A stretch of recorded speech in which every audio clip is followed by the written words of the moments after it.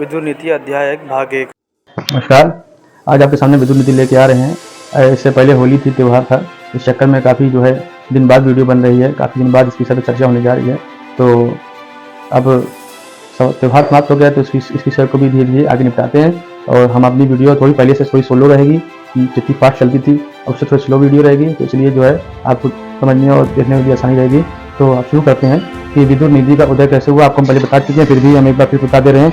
विदुर नीति का उदय तब होता है जब पांडव वानप्रस्थ में जाते हैं और वानप्रस्थ से होकर आने के बाद उनका आखिरी वर्ष समाप्त होता है। और उसके बीच संजय और राजा धृतराष्ट्र जो होते हैं वो संजय को भेजते हैं, जाओ तुम पांडवों का हाल चलने के चले जाओ। पांडवों का हाल चलने चाहते थे। पांडव उनको आदर तो करते ही करते हैं, मगर साथ साथ धमकी दे देते कि हमारा राज्य हमको चाहिए, हम इस तरह नहीं चल पाते। बहुत सी कई खोटी बातें भी राजा धृतराष्ट्र में आते हैं और उनको संदेश देने का प्रयास भी करते हैं कि आप ऐसी बात पे राजा से जाकर कर दीजिएगा। जब राजा के पास धृतराष्ट्र के पास जब संजय वापस आते हैं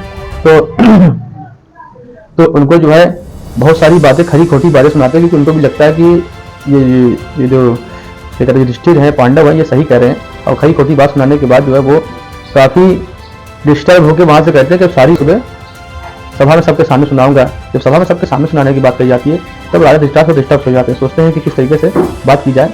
तो उनका दिमाग शांत नहीं रहता और इस चक्कर में वो अपने एक भाई, समझिए भाई रहता है, उसको बुलाते हैं। उनका नाम विदुर रहता है।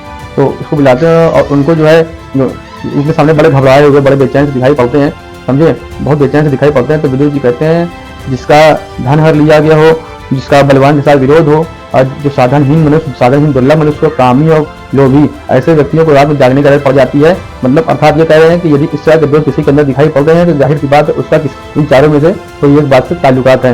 अब इसके बाद वो दूसरी बात करते हैं। वो कहते हैं कि अब राजा को समझाते हैं कि पंडित कौन होता है। पंडित मतलब समझदार व्यक्ति, जो समझदार व्यक्ति की श्रेणी में आते हैं उनको पंडित कहा जाता है। तो पंडित के विषय में बताते हैं, जो अपने कर्म का सेवन करता है, बुरे कर्म से दूर रहता है, जो आस्तिक और श्रद्धालु हो, क्रोध, हर्ष, गर्व, लज्जा, उद्दंडता और अपने को पूज्य समझने का भाव जिसके अंदर ना हो, दूसरे को दिए गए कर्तव्य और पहले से ये समझ लेना कि हमारा कार्य हो गया, समझो, काम होने पे ही जो सब बात को सही समझे, ऐसे व्यक्ति को भी पंडित कहा जाता है। इसका लौकिक बुद्धि धर्म और अर्थ में रहती है, जो अपने धर्म का पालन सुबह से लेकर शाम तक क्या काम करना है इसकी पूरी डिटेल एनालिसिस करके और अपने पैसे को किस तरह से निकाला जाए, रखा जाए, घर की समृद्धि कैसे हो, सब विषय जो विशेष को ध्यान रखता है उसी को भी उसको पंडित कहते हैं।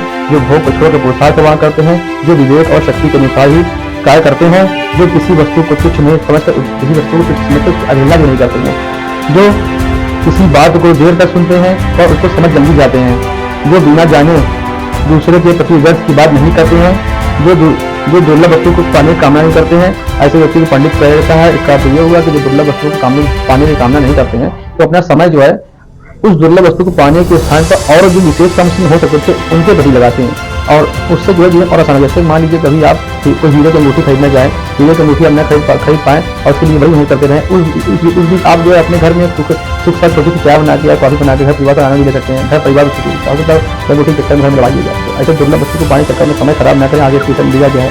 जो विपत्ति में घबराए नहीं, जो कार्य के बीच में रुकता नहीं, जो समय को व्यर्थ नहीं देता, जो अपना आदर होने पर हर्ष से पूछता नहीं और अनादर होने पर डिस्टर्ब नहीं होता,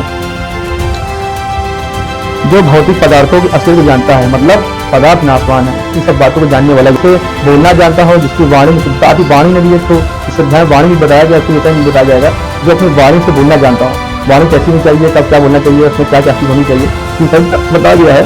जिसके तर्क निपुण और प्रभावशाली हो, बहुत फर्जी बात करना अच्छी से नहीं होती, वो तर्क दीजिए जो उचित है।